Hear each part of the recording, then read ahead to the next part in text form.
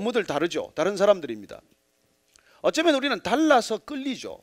내게 없는 것이 매력적이고 관심이 가는 사람들입니다.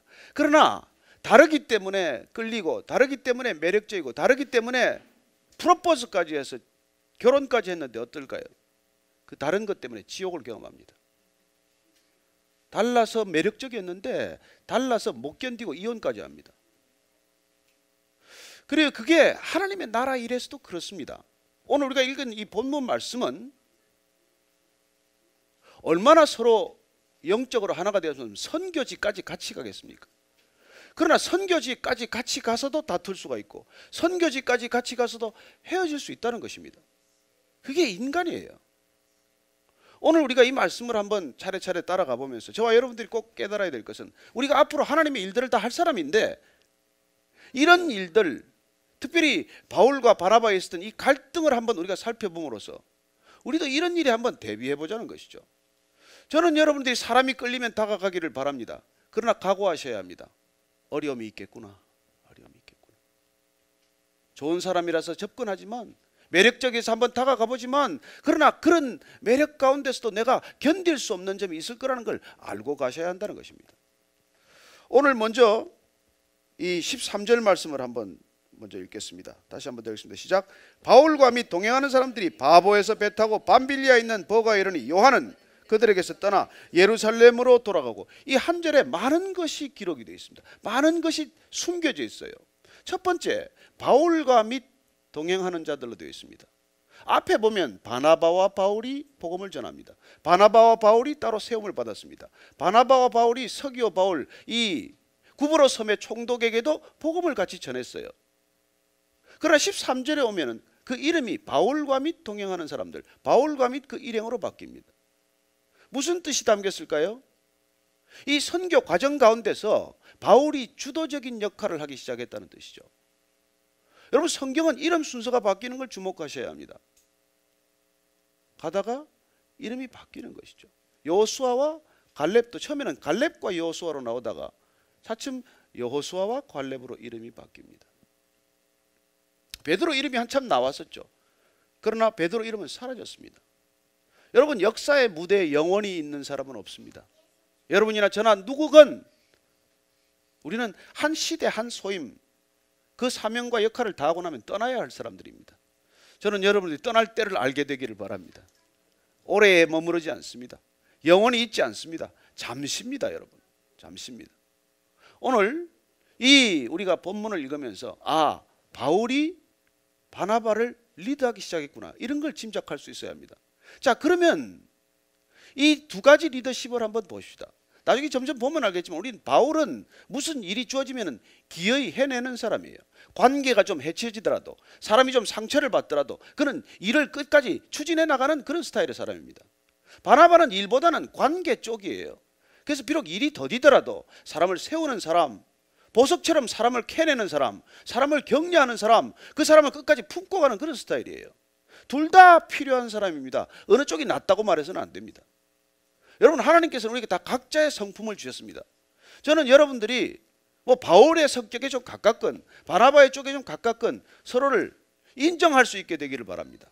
중요한 것은 이 바나바가 바울의 그런 성품을 받아들였다는 것입니다. 그는 바울을, 다소에 있는 바울, 길리기아 다소에서 그야말로 잊혀져 가는 듯한 그 사람을 불러낸 사람이에요. 안디옥으로 불러내서 교회를 같이 세운 사람입니다. 같이 선교를 떠났던 사람입니다.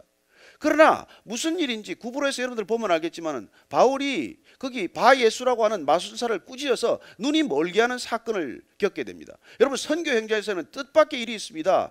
영적인 일을 하다 보면 예상하지도 못했던 일이 있어요. 그런 돌발적인 사건의 뜻밖에도 바울은 담대하게 그 일들을 처리해 나갑니다. 어쩌면 바나바가 그걸 보고 이 선교 여정의 주도적인 역할을 바울에게 넘겼겠죠. 여러분, 이런 리더십을 저는 정말 대단한 리더십이라고 생각합니다. 이런 성품이야말로 진정한 그리스도인의 성품이라고 생각합니다. 내가 꼭 그 자리에 있어야만 합니까? 아니요. 더 적절한 사람이 나타나면 그 역할, 그 자리에 물려줄 수 있는 겁니다. 저는 미국의 CEO들이 보면은 내가 CEO에 맞지 않다 생각할 때 CTO로 가는 사람도 봤고, CFO로 가는 사람도 봤고, CMO로 가는 사람도 있습니다. 왜 꼭 CEO여야만 합니까? 누군가 나보다 더 잘할 사람이 있다면 그 사람에게 맡길 수 있다는 것, 이거야말로 리더십 중에 리더십이라고 저는 믿습니다. 바나바는 그런 성격을 가진 것이죠. 또 한 가지는 보면은 갔다가 이쪽 이제 이 요한이 떠났다고 되어 있어요. 여러분 보면은 요한이 버가에 이르렀습니다. 지금 구브로라고 하는 사이프러스 섬에서 이제 선교 일정을 마치고 건너편 소아시아 터키로 건너갑니다. 거기 가서 처음 항구가 버가예요.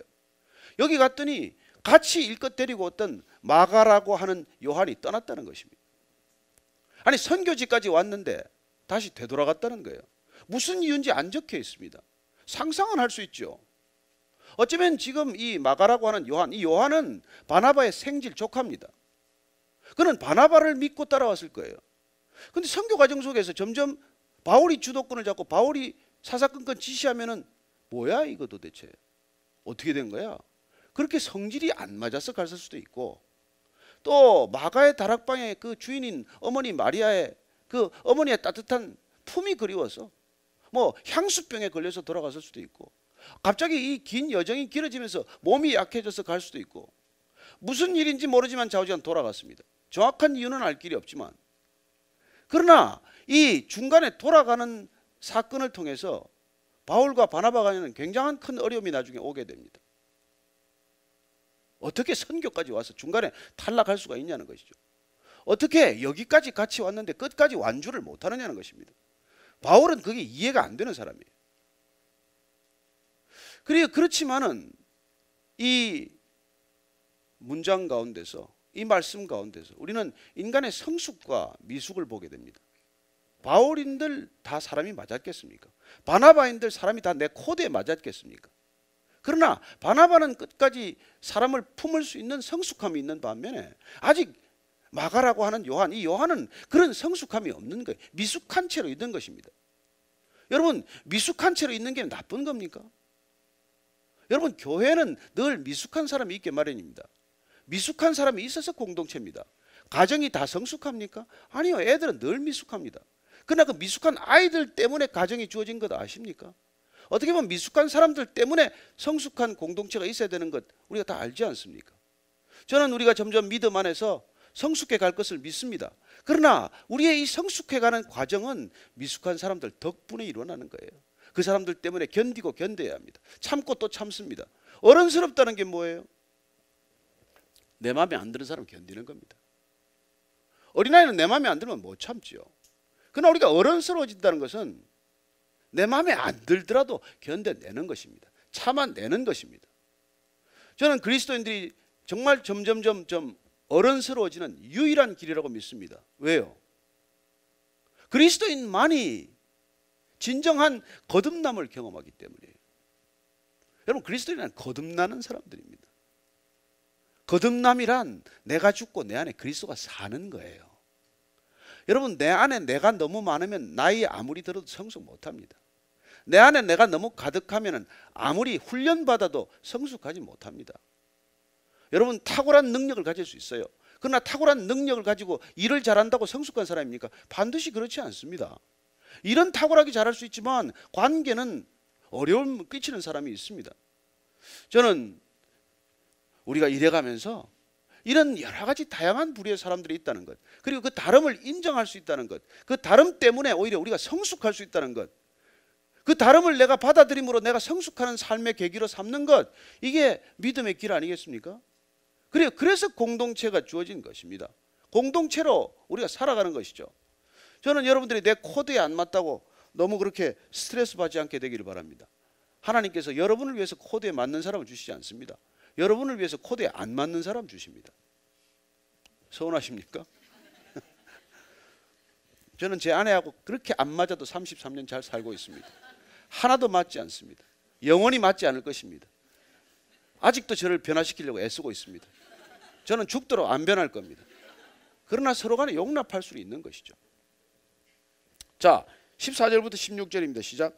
그들은 버가에서 더 나아가 비시디아 안디오기로 안식일에 회당에 들어가 앉으니라. 율법과 선지자의 글을 읽은 후에 회당장들이 사람을 보내어 물어 이르되, 형제들아, 만일 백성을 권할 말이 있거든 말하라 하니, 바울이 일어나 손짓하며 말하되, 이스라엘 사람들과 및 하나님을 경외하는 사람들아 들으라. 보가에서 조금 더 나아가서 비시디아 안디옥이라는 곳에 이릅니다. 조금 더 고원지대로 올라갔습니다. 이곳에 가서 안식일을 맞아서 회당에 들어갑니다. 그렇다면 이곳 지역은 회당이 있는 지역, 유대인들이 사는 지역이죠. 비시디아 안디옥도 로마인과 헬라인들이 주축이 된 마을이었지만, 그런 도시였지만은 유대인들도 많이 살았습니다. 자연히 회당이 있죠. 우리가 바나바와 바울이 떠나면서도 이 구브로라고 하는 섬 사이프러스의 회당을 찾아갔듯이 이들의 선교 전략은 무엇입니까? 우선 유대인들이 살고 있는 곳, 유대인들의 회당이 있는 곳, 시나고그를 먼저 찾아간다는 것입니다. 회당에서 안식일날 드려지는 예배의 형식은 동일합니다. 먼저 쉐마 이스라엘, 이스라엘아 들으라 하는 민수기의 말씀, 신명기의 말씀을 주로 이제 읽기 시작합니다. 그러고 나서 율법서와 선지서에서 본문 말씀을 이렇게 읽어 내려갑니다.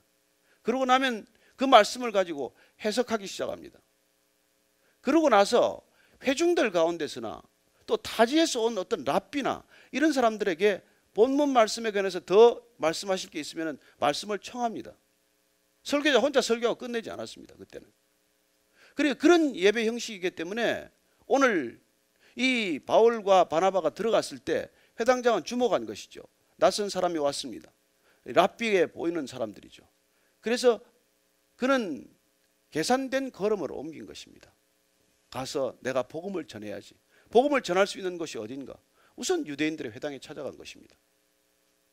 그렇게 예상대로 그에게는 말씀할 수 있는 기회가 주어진 것이죠. 바울이 일어나서 손짓하며 말하되, 여러분, 바울은 원고를 읽지 않았습니다. 손짓하면서 말했다는 것은 열정적으로 말했다는 거예요. 여러분, 속에 할 말이 있는 사람은 열정적으로 말합니다. 속에 무슨 할 말이 끓어오르는 사람은 그냥 조용히 얘기하지 못합니다. 바울은 전해야 할 메시지가 있어요. 꼭 전해야 할 메시지, 꼭 들어야 할 복음을 가지고 있었기 때문에 그는 어디를 가나 어쩌면 손짓하며 그렇게 복음을 전하는 사람이 된 것이죠. 그래요, 바나바는 그런 설교자는 아니었습니다. 그래서 그는 복음이 전해져야 할 그곳에 바울을 기꺼이 드러나는 자리에 세워주고, 본인은 드러나지 않는 자리에서라도 얼마든지 서로 함께 동역할 수 있는 사람이 된 것이죠. 말씀의 은사를 전하는 사람도 있습니다. 우리 찬양하는 은사를 가진 분도 계십니다. 섬기는 은사들은 다양합니다. 안내하는 분도 있고, 우리 자막을 하는 분도 있고, 영상을 하는 분도 있고, 예, 수많은 사람들이 수많은 역할을 감당하고 있습니다. 일에 경중이 있습니까? 아니요, 동일한 일입니다. 동일한 일입니다. 여러분들은 설교자를 불쌍하게 생각하시기 바랍니다. 30분 40분 이거 얘기하는 거 쉽지 않습니다. 예? 찬양은 한 곡 하면 내려가면 되는데 저희들은 말씀 끝날 때까지 서 있어야 합니다. 어떤 데는 다리도 아픕니다. 그러나 각자 일이 다른 거예요. 역할이 다른 겁니다. 다를 뿐이에요. 저는 정말 이런 이 다양한 은사들이 어우러져서 하나님께서 공동체를 경험하게 하시고, 그 공동체를 통해서 하나님이 어떤 분인지를 증거하고 있다고 믿습니다. 하나님이 살아계시면 그 다양성이 통일성으로 나타납니다. 하나님이 계시면 그렇게 서로 다름이 아름다운 하모니가 될 줄로 믿습니다. 그러나 하나님이 계시지 않으면 다른 게 지옥이에요. 여러분, 종족만 달라도 대량 학살이 나지 않습니까? 신앙이 다르면 종교 전쟁을 벌이지 않습니까? 어느 곳에 여러분 평화가 있습니까? 어떤 곳에 진정한 사랑이 있습니까? 저는 어디 가서 사랑합니다 그러면 소름이 끼쳐요. 저 인간이 나한테도 어떠려고 저런 소리를 하나. 자, 17절 이하를 제가 읽어드리겠습니다. 22절까지. 이 이스라엘 백성이 하나님이 우리 조상들을 택하시고 애굽 땅에서 나그네된 그 백성을 높여 큰 권능으로 인도해내사 광야에서 약 40년간 그들의 소행을 참으시고 가나안 땅 7족속을 멸하사 그 땅을 기업으로 주시기까지 약 450년간이라. 그 후에 선지자 사무엘 때까지 사사를 주셨더니 그 후에 그들이 왕을 구하거늘 하나님이 베냐민 지파 사람 기스의 아들 사울을 40년간 주셨다가 패하시고 다윗을 왕으로 세우시고 증언하여 이르시되 내가 이새의 아들 다윗을 만나니 내 마음에 맞는 사람이라 내 뜻을 다 이루리라 하시더니, 여러분, 이건 말이죠, 다 아는 얘기예요. 지금 회당에 있는 사람들 중에 이 말, 이 창세기와 이 출애굽기에 있는 내용을 모르는 사람이 거의 없습니다. 그러나 그는 왜 이렇게 복음을 전하기 시작할까요? 저는 어제 이 본문을 묵상하면서 바울의 탁월함은 무엇입니까? 회중을 정확히 알고 있다는 거예요. 어떻게 전해야 할지, 그 첫 단추를 어떻게 꿰어야 할지 정확히 아는 사람이에요. 그런 놀랍게도 이 가장 토라를 잘 아는 사람, 성경을 잘 아는 사람, 율법을 잘 안다고 생각하는 사람들에게 하나님이 어떤 분인지부터 정확히 말씀하기 시작합니다. 여러분, 하나님에 대해서 정확히 얘기해 줘야 될 사람은 하나님을 모르는 사람들보다도 하나님을 안다고 생각하는 사람이에요. 하나님을 안다고 하지만 잘 모르는 사람들이 실은. 여러분, 1,000원짜리 잘 압니까? 1,000원짜리에 1,000이라는 아라비아 숫자가 몇 개 있는지 아십니까? 알면 손 한번 들어보세요. 매일 뭐 쓰는 1,000원짜리. 여러분, 우리가 매일 써도 1,000원짜리에 1,000이라는 숫자가 몇 개 있는지 안 세보면 몰라요. 저는 세봤거든요. 어젯밤에 5개 나와요. 5개 있어요. 여러분, 우리가 잘 안다고 생각하는 거 잘 모릅니다. 같이 살면 잘 압니까? 아니요, 같이 살아도 우리 잘 모릅니다. 솔직히. 하나님 잘 압니까? 아니에요. 지금 이 세상의 문제는 예수님 잘 모르면서 예수님을 전한다는 게 문제고, 잘 모르는 사람이 전하는 예수를 듣고 본인도 잘 알게 되었다고 착각하는 사람들 때문에 생긴 문제예요. 여러분, 찬찬히 뜯어보고 예수님이 직접 만나보지 않으면 모를 뿐입니다. 어떻게 우리가 압니까? 저 제주도 지금 한 30번 왔다 갔다 했어요. 제가 제주도 압니까? 몰라요. 공항에서 여기 왔다 갔다 할 뿐이지. 우리는 익숙하면 안다고 생각하지만 아니요. 하나님께 익숙하다고 생각하는 사람들이 하나님을 제일 모르는 사람들인 거예요. 그래서 지금 바울은 정확하게 하나님이 누구신지부터 얘기를 하는 겁니다. 하나님은 우리를 택하신 분이다. 우리를 부르신 분이다. 광야로 인도하신 분이다. 40년간 광야에서 우리를 견뎌주신 분, 참아주신 분이다. 그리고 450년 만에 약속하신 대로, 아브라함에게 약속하신 대로 7 부족을 가나안에서 쫓아내고 우리를 그 땅을 유업으로 주신 분이다. 정확하게 하나씩 짚어가고 있는 것이죠. 저는 이 시대도 동일하게 여러분들이 오늘 바울의 설교, 바울의 복음 전하는 방식을 우리가 배워야 할 까닭이에요. 여러분, 늘 바울은 정확히 전해야 할 복음이 무엇인지를 알고 전하는 거예요. 왜 지금 여기서부터 시작합니까? 그렇게 해서 다윗까지 끌고 오는 거예요. 그래서 가나안 땅에 들어온 백성들이 왕을 달라고 그랬다. 사울 왕을 줬다. 40년 만에 그는 패해졌다. 하나님이 마음에 합한 왕을 세우셨다. 그 하나님 마음에 합한 왕이 다윗 왕이다. 그 다윗 왕과 한 약속, 내가 내 위가 영원하게 하리라. 너를 통해서 내가 이 땅 가운데 하나님의 나라를 이루리라 하는 그 약속이 이루어졌다. 하나님이 약속하신 바가 이루어졌다. 이걸 지금 끌고 가는 것이죠. 그리고 복음의 핵심은 무엇입니까? 예수 그리스도예요. 누굴 타고 왔습니까? 너희들이 그렇게 좋아하는 아브라함, 다윗의 조상, 그 조상을 따라왔다는 것이죠. 예수가 그냥 온 것이 아니고, 예수가 너희들이 잘 모르고 있지만 지금 이 회당에 오는 사람들은 예수를 몰라요. 잘 모릅니다. 그리고 예수가 십자가에 박혔다는 걸 알고 있을 거예요. 그리고 예수가 주다, 예수가 메시아다 하는 사람들에 대한 거부감이 큰 사람들일 것입니다. 그는 정확히 이 얘기를 지금 복음을 전하고 있는 것이죠. 그러나 그가 만약에 아테네로 가서 하나님이 없는 사람들은 어떨까요? 17장에 가보면은 그는 아테네 아레오바고에서 복음을 전합니다. 파르테논 신전 앞이에요. 거기는 여러분 우상 신전이 가득한 곳입니다. 그곳에서 그가 창세기를 말합니까? 거기서 무슨 뭐 다른 얘기를 합니까? 아니요. 한번 17장 잠깐 한번 찾아보십시오. 17장 22절 23절 보면은 같이 읽습니다. 시작. 바울이 아레오바고 가운데 서서 말하되 아덴 사람들아 너희를 보니 범사의 종교심이 많도다. 내가 두루다니며 너희가 위하는 것들을 보다가 알지 못하는 신에게라고 새긴 단도 보았으니 그런즉 너희가 알지 못하고 위하는 그것을 내가 너희에게 알게 하리라. 왜 너희들이 이렇게 신전을 많이 세운 줄 아느냐? 왜 너희들 가운데 있는 그 범사의 종교심 그 뿌리가 뭔지 아느냐? 왜 너희들은 어떤 것으로도 채워지지 않는 그 종교심의 근원을 모르느냐? 너희들은 그렇게 그 채워지지 않는 갈망, 그 허망한 갈망을 위해서 알지 못하는 신에게라도 단도 세웠지만, 그러나 너희들이 그렇게 추구하는 그 종교심의 뿌리는 바로 하나님 한 분이다. 너희들이 만든 우상이 아니라 너희를 만드신 하나님이다. 여기 지금 들어가는. 그래서 여러분들 사도 바울이 복음을 전하는 방식은 변정법적인, 변정론적인 그의 복음 전파 방식은 우리가 지금 이 시대 동일하게 배워야 할 방식이에요. 예수님은 우물가에서 사마리아 여인에게 물로 얘기를 시작합니다. 베드로에게 또 제자를 부르실 때 그 물로 얘기를 하고 고기로 얘기를 하는 것이죠. 저는 여러분들이 어디를 가나 그 사람의 관심에서부터 복음을 전하기 시작하게 되기를 바랍니다. 여러분 생물학 박사를 만나면 생물학에서부터 시작해야 되는 것이고, 예? 골프 치는 선수가 있으면 골프로부터 얘기를 시작해야 되는 것이죠. 왜 골프 치니 너는 그 주일마다 무슨 얘기가 되겠어요? 여러분 끊임없이 물어보십시오. 그 사람의 관심을 물어보면 그 사람은 열을 받아서 얘기하기 마련입니다. 그 사람으로부터 시작이 되어야 한다는 것이죠. 근데 우리는 그냥 막 복음 전하는 게 너무 중요해가지고 그 사람은 오간 데가 없어요. 이 죄인아, 이 사탄의 자식들아. 여러분 그러면 무슨 복음이 전해지겠습니까? 그냥 음식을 좋아하면 음식은 뭘 좋아하십니까? 당신 요리 중에 뭘 제일 잘하는 요리가 뭡니까? 자, 한번 좀 초대할 수 있습니까? 우리가 잘 아는 그 우리 형제 중에 한 분 말이죠. 그 가장 큰 기업 대기업의 CEO입니다만 늘 그 직원들 이렇게 보살피다가 말이죠. 가정이 제일 어려운 사람을 딱 지어가지고 집에 불러가지고 토요일 날 하루 종일 가락시장 가서 요리 재료 만들어가지고 본인이 요리 다 해가지고 말이죠. 그 한 사람, 그 한 부부를 위해서 저녁 식사를 준비를 하는 거예요. 여러분 사장이 그렇게 대접했는데 직원이 어떻게 되겠어요?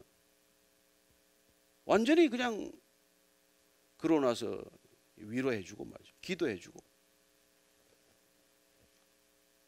적어도 그날을 예수 믿겠다고 약속은 안 해도 그 사람은 예수님께 대한 지극한 관심을 갖게 되는 것이죠. 여러분 이 지금 얘기는 하나님께서 다윗을 만났더니 내 마음에 맞는 사람이라 내 뜻을 다 이루리라. 다윗이 왜 하나님 마음에 맞았는지 아시겠습니까? 내 뜻을 이룰 사람이기 때문에. 저와 여러분은 어떤 사람입니까? 내 뜻을 이룰 사람이에요. 내 뜻을 이루기 위해서 하나님한테 매달리는 사람이에요. 내 뜻을 이루기 위해서 예수님 앞에서 기도 제목을 다 펼쳐놓는 사람들이에요. 다윗이 왜 하나님께서 마음에 드는 사람이 되었습니까? 하나님의 뜻을 이루기 위해서 그는 몸부림친 사람이에요. 그래서 그냥 목을 딸 수 있는 사울이 내 손아귀에 들어와도 2번씩이나 살려보내고 붓솔 시냇가에서 그 많은 전리품을 가져와도 농땡이 치고 거기 한참 노는 사람들에게까지 동일하게 그걸 몫을 나눠주고 하나님의 뜻에 합하기 위해서 살았던 사람이기 때문에 그가 예수 그리스도의 집안이 되는 것이지, 그가 자기의 뜻을 이루기 위해서 살았던 사람이라면 하나님 마음에 합할 수가 없죠. 오늘날 문제는 무엇입니까? 기복신앙이란 무엇입니까? 기독교의 문제는 무엇입니까? 왜 다시 종교개혁 500주년이 또 지금 이렇게 화두가 됩니까? 아니 500년 전에 종교개혁 시작했는데 왜 또 지금 종교개혁 얘기를 합니까? 복음 아닌 것을 복음처럼 얘기하니까, 세상에서 복 받는 게 복음인 줄 그렇게 엉터리로 만들어 놨으니까. 여러분 세상의 복하고 복음하고 무슨 상관입니까? 그래 어쩌면 우리는 지금 복음과는 상관없는 걸 복으로 생각하는 사람이 된 거예요. 다윗은 그러지 않았습니다. 다윗이 하나님 마음에 합했던 이유는 단 하나입니다. 하나님의 뜻을 이루기 위해서 그가 합했던 사람이고. 자 23절부터 25절까지 읽습니다. 시작. 하나님이 약속하신 대로 이 사람의 후손에서 이스라엘을 위하여 구주를 세우셨으니 곧 예수라. 그가 오시기에 앞서 요한이 먼저 회개 세례를 이스라엘 모든 백성에게 전파하니라. 요한이 그 달려갈 길을 마칠 때 말하되 너희가 나를 누구로 생각하느냐? 나는 그리스도가 아니라 내 뒤에 오시는 이가 있으니 나는 그 발에 신발끈을 풀기도 감당하지 못하리라 했으니. 그는 이스라엘을 위하여 구주를 세우셨으니 곧 예수라. 여러분 예수 얘기하기 위해서 구약을 통째로 그렇게 일목요연하게 정리해 준 거예요. 저는 여러분들이 구약을 읽되 예수님을 발견할 수 있게 되기를 바랍니다. 예수님을 전할 수 있기 위해서, 예수님을 발견하기 위해서, 예수님이 왜 오셔야만 했는지를 알기 위해서 구약을 읽는 것입니다. 구약 속에서 발견되지 않은 예수님은 신약에 발견되지 않습니다. 저는 여러분들이 구약을 통해서 읽어갈 때마다 인간의 히스토리가 아니라 그분의 스토리를 읽어갈 때마다 왜 우리는 예수님이 아니고서는 답이 없는가? 우리는 왜 예수님이 아니고서는 소망이 없는 존재인가? 그걸 우리가 발견해내야 되는 것이죠. 그 얘기를 지금 해주는 것입니다. 그 얘기를. 형제들아, 아브라함의 후손과 너희 중 하나님을 경외하는 사람들아, 이 구원의 말씀을 우리에게 보내셨거늘. 그래 하나님께서 예수를 보내신 것은 구원의 말씀을 보내신 거예요. 그래서 여러분들 구원은 말씀으로 말미암습니다. 구원은 들음으로 말미암습니다. 들음은 말씀에서 비롯됩니다. 말씀은 그리스도의 말씀입니다. 저는 여러분들이 영적 체험이 있기를 바랍니다. 그러나 영적 체험이 주가 아닙니다. 여러분 기적을 경험하고도 그 많은 기적을 경험하고도 하나님을 떠난 사람들이 이스라엘 백성들이에요. 저는 여러분들이 하나님의 약속을 붙들게 되기를 바랍니다. 다윗이 하나님의 약속을 붙들었거든요. 두고두고 올 믿음의 사람들은 약속을 붙든 사람이에요. 여러분 성경은 하나님께서 직접 우리에게 주시는 언약, 약속을 붙드는 것입니다. 여러분 다른 신앙은 간증은 중요하게 여기고 경험을 중요하게 여기지만 아니요. 내 경험이 하나도 없어도 이 말씀이 진리라는 것을 믿는 것입니다. 여러분이 말씀을 여러분들 받은 말씀이 없으면 오늘부터 성경 다시 읽으십시오. 이 성경을 통해서 이 큰 성경을 통해서 여러분들이 나한테 주신 말씀이 없습니다. 그럼 여러분 뭘 믿는데? 하나님께서 나한테 주신 약속이 없으면 무엇 때문에 이걸 읽는데? 무엇 때문에 믿는데? 저는 여러분들이 이 말씀에서부터 비롯되기를 바랍니다. 여러분 공부 못하는 사람은 교과서 안 보고 참고서부터 봐요. 저는 여러분들이 제발 참고서부터 보지 않게 되기를 바랍니다. 먼저 교과서를 보고 참고서는 봐도 그만 안 봐도 그만이에요. 제가 너무 놀란 게 성경을 읽자 이런 성경을 읽으라는 책이 많아요. 뭐가 읽히네 무슨 40일 그거를 가르치는 사람도 성경을 안 읽고 가르치더라고요. 성경 읽는 법을 가르치는 사람도 성경을 안 읽고 가르쳐요. 저는 그런 고백을 들었습니다. 실제로. 저는 여러분들이 정말 참고서 보기 전에 교과서부터 보기를 바라고, 이 교과서가 좀 어려우면은 이 교과서가 여러 개 본이 있어요. 쉬운 성경, 현대인의 성경, 우리말 성경, 어린이 성경, 아무 성경이나 보세요. 내 수준에 맞게 보면 됩니다. 내가 이해되는 게 어린이 성경이면 어린이 성경 보세요. 자존심 상할 거 하나도 없습니다. 이 말이 어려우면, 개혁 개정이 어려우면 쉬운 성경 보세요. 현대인의 성경 보세요. 영어가 편하면 NIV나 ESV 영어 성경을 보세요. 우리말보다 훨씬 쉽게 또 느껴지는 사람이 있습니다. 그래서 읽다가 어느 날 여러분에게 주는 말씀이 있어야 돼요. 이건 나한테 하시는 말씀이에요. 이게 있어야 돼요. 그래서 그 약속을 붙드는 거예요. 여러분 이 믿음은, 크리스찬의 믿음은 성경 가운데서 약속을 붙드는 것입니다. 하나님께서 여러분에게 주신 약속이 없으면 아직까지 나는 그리스도인이 아니요. 그래서 지금 하나님을 가장 잘 안다고 생각하는 사람들을 향해서 바울이 지금 이 얘기하고 있는 이유가 뭐예요? 이걸 우리가 시대적인 이 시대의 표현을 얘기하면, 제가 지어낸 말입니다만은 리크리스천나이징이라고 그래요. 다시 재기독교인화해야 돼. 종교개혁은 리크리스천나이징이에요. 오늘날 다시 우리가 해야 되는 건 다시 기독교인이 돼야 돼. 다른 말로 표현하면 리가스펠라이징이에요. 재복음화. 그런 말은 없습니다. 그냥 오늘 여기 오셨으니까 그냥 한마디 듣고 가세요. 리크리스천나이징, 리가스펠라이징, 그게 지금 이 시대가 종교개혁을 다시 해야 되는 이유예요. 복음을 안다고 하는데 복음을 몰라요. 예수님을 안다고 하는데 예수님을 몰라. 모르고 전해. 모르고 전한 사람 얘기를 또 믿어요. 여러분 예수님이 오래 사는 게 복이면 33살 살다 죽은 사람이 무슨 복입니까? 여러분 큰 집 사고 큰 사업 일으키는 게 복이라면 그분 집 한 칸 없는 사람이 무슨 복이에요? 아니 왜 예수님을 믿는데? 그분이 하신 약속이 뭔데? 영접하는 자, 곧 그 이름을 믿는 자들에게는 하나님의 자녀가 되는 권세를 주셨다. 그걸 믿는 거예요. 누구든지 살아서 나를 믿는 자는 죽음을 보지 아니하리라. 그런 걸 믿는 거예요. 그걸 약속으로 받아들이는 것입니다. 여러분들 그 약속이 있으면 여러분 개인적인 경험은 그리 중요하지 않아요. 있을 수도 있고 없을 수도 있고, 이런 경험이 있을 수도 있고 저런 경험이 있을 수도 있고. 저는 여러분들이 오늘부터라도 그런 약속의 말씀이 없으면 약속을 붙들 수 있게 되기를 바랍니다. 하나님이 내게 주신 약속이 있냐는 거예요. 가라! 너희는 가서 모든 족속으로 제자를 삼으라. 그게 내 약속으로 받아들여야지. 측량할 수 없는 그리스도의 풍성을 이방인에게 전하라. 그러면 그게 내가 약속으로 전해져야 돼요. 그걸 받으면 여러분은 어디서 가든지 뭘 하든지 낙심하지 않습니다. 고난이 와도 두렵지 않습니다. 고난 가운데 좌절하지 않습니다. 여러분 파도 타기 하러 가지 않습니까? 파도 속에 빠져 죽습니까? 고난 타기를 하러 가십시오. 그게 그리스도인이요. 우리가 앉아서 이렇게 편하게 지내려고 지금 예배 드립니까? 제가 편하게 되려면 여기까지 왔겠어요? 제가 4년 전에 우리 베이직교회 시작할 때도 제 아내하고 둘이서 집에서 예배 드렸어요. 제가 하나님께 기도했습니다. 저는 하나님, 나는 교계 아는 사람이 없습니다. 내가 47살에 예수 믿고 53살에 신학교 가서 57살에 안수 받았는데 무슨 교계 인연이 어디 있겠어요? 그것도 보스턴에 가서 공부를 했는데. 그래서 제가 그렇게 기도했습니다. 저는 아는 사람도 없고 찾아갈 사람도 없고 도움을 청할 사람도 없습니다. 같이 예배드릴 사람 보내주시고 같이 동역할 사람, 같이 일할 사람 보내주십시오. 한 사람 한 사람 그렇게 모였어요. 너무 다른 사람들이 모여서 힘들었습니다. 뭐 그냥 고통스러운 시간이 있었어요. 근데 지금 뭐 얼마 전에 우리가 몇 사람 모여서 그런 얘기를 했습니다. 이제 목사님 틀렸습니다. 우리는 다른 교회 못 갑니다. 무슨 말이냐면요, 이제는 이미 제도화된 이 기존의 교회로 우리는 못 돌아간다는 얘기예요.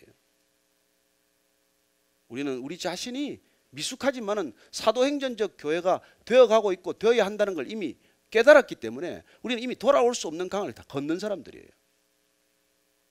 저는 여러분들이 2000년이 지난 지금도 사도행전적인 교회, 바로 그 교회가 가능하다는 걸 믿으시기 바랍니다. 여러분, 그게 가능하지 않다면 우리 이 성경을 왜 읽는 거예요? 2000년 전에 문서를 우리가 왜 읽는데? 동일한 역사가 지금도 일어나고 있고 동일한 것이 지금도 가능하다는 것을 믿고 여러분들 담대히 복음을 전하는 전도자가 되기를 축복합니다. 뭘 하든지 예수님을 생각할 수 있게 되기를 바랍니다. 자, 26절 이하 읽겠습니다. 한번 쭉 31절까지 읽겠습니다. 시작. 형제들아, 아브라함의 후손과 너희 중 하나님을 경외하는 사람들아, 이 구원의 말씀을 우리에게 보내셨거늘 예루살렘에 사는 자들과 그들 관리들이 예수와 및 안식일마다 외우는 바 선자들의 말을 알지 못함으로 예수를 정죄하여 선자들의 말을 응하게 하였도다. 잠깐 여기서 죽을 죄를 하나도 못 찾은 예수님을 죽인 이유가 뭡니까? 날마다 성경을 읽는데 그 성경을 몰랐다는 거예요. 구약을 통달했는데 구약을 몰랐다는 것입니다. 여러분, 가장 말씀을 잘 아는 말씀 전공자들이 예수님을 십자가에 못 박았습니다. 구약에 가르치고 날마다 성경을 필사하는 사람들이 빌라도에게 죽여달라고 부탁했습니다. 그런 일이 일어난다는 거예요. 오늘은 다릅니까? 날마다 예수님을 전하는 사람들이, 날마다 주일마다 설교하는 사람들이 자기들끼리 싸워요. 자기들끼리 교단에서 정치합니다. 자기는 손가락도 깍도 안 하지만은 그걸 성도들에게 다 일을 시켜요. 왜 시키는데? 난 순종하는 것도 참 신기해요. 여러분, 우리는 정말 여러분 속지 마십시오. 속지 마십시오. 성경 말씀을 먼저 확인하고 믿으십시오. 사람 말, 제 말도 믿지 마세요. 베레아 성도들은 설교를 듣고 나면 그 설교가 성경에 맞나 안 맞나를 확인해 봤다는 겁니다. 오늘 본문 가지고 가서 5번, 10번이고 읽어보고 오늘 설교 내용이 맞나 안 맞나 여러분이 확인하셔야 합니다.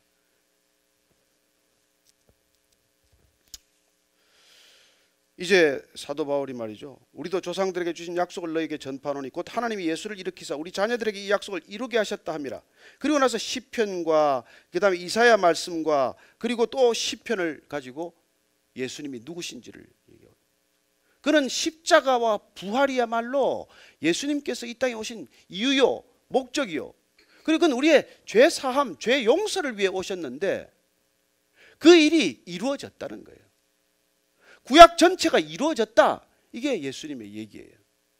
성경 말씀이 다 남김없이 이루어졌다, 성취되었다, 이게 구약이 우리에게 주어진 이유고 예수님을 얘기하는 까닭이에요. 저는 여러분들이 죄 용서의 문제가 끝났다는 것을 믿으시기 바랍니다. 이제 여러분들 의로워졌습니다. 그래도 제가 전에 죄가 생각이 나는데요, 여러분 죄를 자꾸 생각나게 하는 그런 손가락에 이 손길에 붙들리지 않게 되길 바랍니다. 하나님이 용서하신 것을 사람이 물고 늘어지지 않게 하십시오. 하나님께서 이미 용서가 끝난 일을 가지고 사탄이 물고 늘어지게 하지 마십시오. 여러분, 죄를 더 이상 묵상하지 마십시오. 죄책감에 빠지지 마십시오. 이미 끝난 일이에요. 예수님께서 이미 계산 끝났습니다. 다 이루었습니다. 값을 다 치르셨습니다. 그래서 바울이 이렇게 얘기하는 거예요. 바울이 말이죠, 갈라디아서 우리가 2장 21절 한번 찾아볼게요. 갈라디아서 2장 21절. 자, 찾으셨습니다. 읽습니다. 시작. 내가 하나님의 은혜를 패하지 아니하노니 만일 의롭게 되는 것이 율법으로 말미암으면 그리스도께서 헛되이 죽으셨도다. 저는 여러분들이 여러분들의 죄를 묵상하면서 예수님의 죽음을 헛되이 만들지 않게 되길 바랍니다.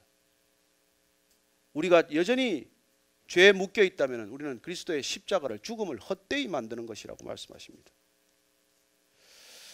그렇습니다. 그분은 십자가에서 우리를 죄를 용서하셨고 부활하심으로 그 죄 용서가 확정되셨습니다. 부활하신 까닭은 그분이 우리를 용서하신 것이 하나님의 계획이요, 하나님의 능력이요, 하나님의 목적임을 확정하신 사건인 것이죠. 그래서 오늘 이 시편 말씀과 이사야 말씀, 그분은 썩임을 당하지 않을 뿐이다. 다윗은 썩었으나, 다윗의 시신은 이미 먼지로 돌아갔으나 예수님은 부활하셨다. 그 이유는 우리의 죄 용서, 죄 사함을 확정하기 위한 하나님의 놀라운 계획이요 능력이라고 말씀해 주신 것이죠. 38절 이하를 읽습니다. 시작.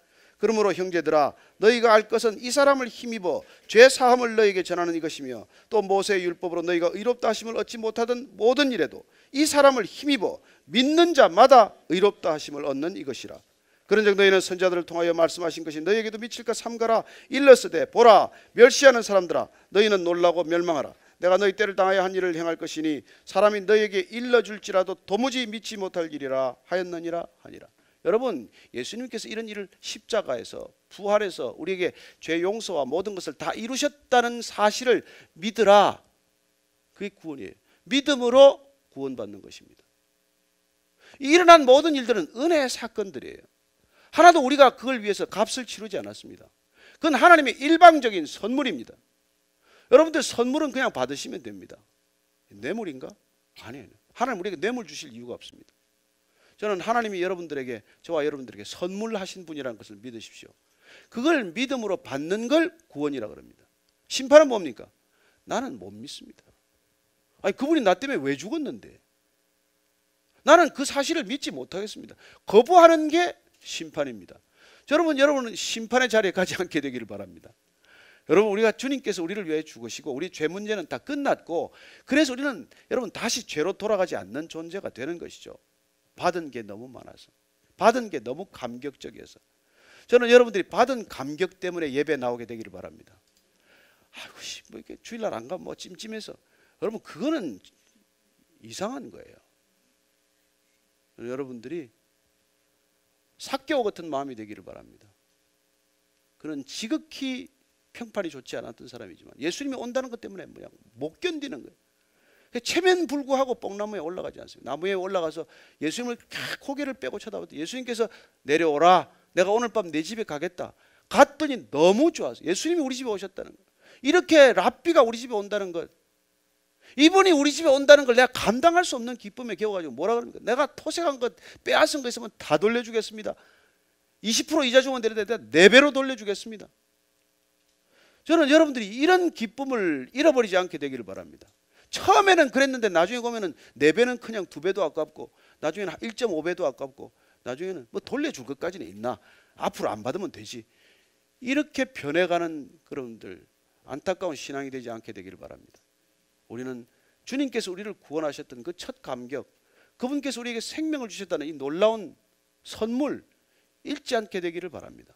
여러분, 이 복음 주님께서 값없이 주셨다는 이 복음을 전하는 것이 저와 여러분의 사명입니다. 사람들에게 이 생명을 값없이 전하는 저와 여러분 되기를 축복합니다. 이 제주 땅에, 이 척박한 땅에, 정말 크리스찬이 10%도 안 되는 이 땅에 여러분들이 오신다면 한 가지 이유 때문에 오게 되기를 바랍니다. 놀러 왔지만은 어디서든지 믿지 않는 사람 만나서 내 생명의 씨앗이 전해지게 하고 그리스도의 향기를 조금이나마 맡게 하는 그런 사나 죽으나 그리스도를 위하여 살고 그리스도를 위하여 죽는 인생 되기를 축복합니다. 바울이 그렇게 선언합니다. 나는 더 이상 예수님의 십자가 이외에는 알지 않기로 결정했습니다. 그는 인생의 많은 것들을 공부했지만은 단 한 가지, 그리스도의 십자가와 부활만을 전하겠노라고 결심하는 것이죠. 저는 여러분들이 그런 목적을 가지면 나머지는 하나님이 채워주신다고 믿으시길 바랍니다. 우리의 목적 때문이 아니라 하나님의 목적 때문에 살아갈 때 하나님께서는 그 모든 것을 더하시는 분이라는 것을 여러분들의 일상 가운데 경험할 수 있게 되길 바랍니다. 오늘 그런 기쁨으로 우리에게 주신 그 놀라운 은혜와 선물을 기뻐하면서 오늘 기도할 텐데, 여러분 한 주간 제가 이 복음을 전할 수 있는 사람 만나게 해주십시오. 제가 주님 사나 죽으나 이 복음 때문에 살고 죽게 하여 주시옵소서. 여러분, 죽음의 이유가 분명하면 사는 목적이 분명합니다. 무엇을 위해서 죽을 것인가를 모르기 때문에 사는 게 희미해요. 저는 여러분들이 이제 무엇을 위해서 살고 무엇을 위해서 죽을지를 태도를 결정할 수 있게 되기를 축복합니다. 오늘 같이 한번 기도하십시다. 하나님 아버지, 오늘 무엇 때문에 살아야 할지를 주님 알았습니다. 무엇 때문에 죽어야 할지도 알게 되었습니다. 하나님, 내 목숨 이 하찮은 목숨 주님께 드려서 주님을 위해 죽을 수만 있다면 살아가는 모든 삶의 과정들이 오직 나를 위해서가 아니요, 좁은 내 이익과 목전을 위해서는 아니요, 오직 하나님 영원하신 그 하나님을 위해서 살아가는 놀라운 믿음의 통로가 되게 하시고 삶의 향기가 되게 하여 주옵소서. 하나님 아버지, 오늘 이렇게 함께 예배드리는 분들 한 분 한 분들 주님께서 부르셨습니다. 그냥 왔다가 그냥 가지 않게 하시고 오늘 들은 말씀 마음속에 담게 하시고 그 말씀 복음의 능력이 되게 하셔서 한 주간의 삶 가운데 어디를 가나 살건 죽건 무엇을 하건 주님을 위해 살아가는 놀라운 믿음의 전사들 다 되게 하여 주옵소서. 복음의 전도자들 다 되게 하여 주옵소서. 생명의 전도자들 다 되게 하여 주옵소서.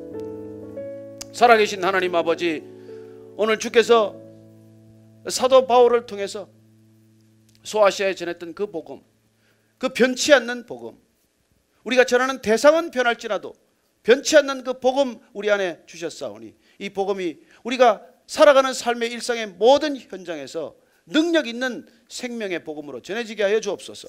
하나님, 그 일을 위하여 주님께서 우리를 부르신 줄로 믿습니다. 하나님, 이 일을 감당할 때 하나님께서 각 사람에게 차고 넘치는 은혜와 능력을 부어주셔서 너희는 먼저 하나님의 나라와 그 의를 구하라, 그리하면 내가 모든 것을 더하리라고 한 약속의 말씀 붙들고 나아가는 한 주가 되게 하여 주옵소서. 예수님 이름으로 기도합니다. 아멘.